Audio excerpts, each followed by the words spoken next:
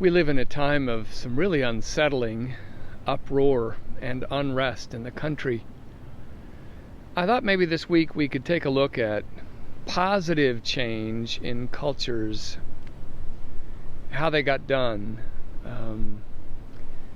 And so I'd like to use the Methodist movement, maybe in its first 200 or so years.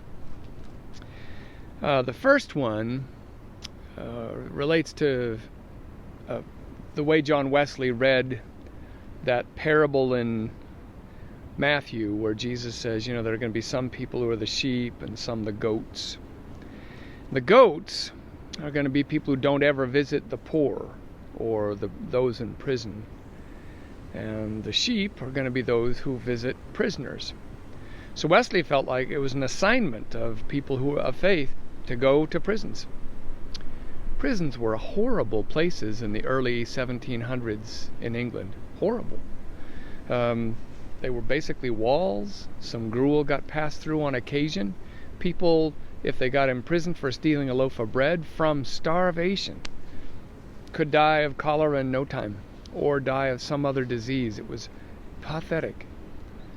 But when the Methodists began to visit and see, they basically cried out, just nationally, screaming in uproar and unrest over the violation of human dignity that was the prison system in England in the 1700s.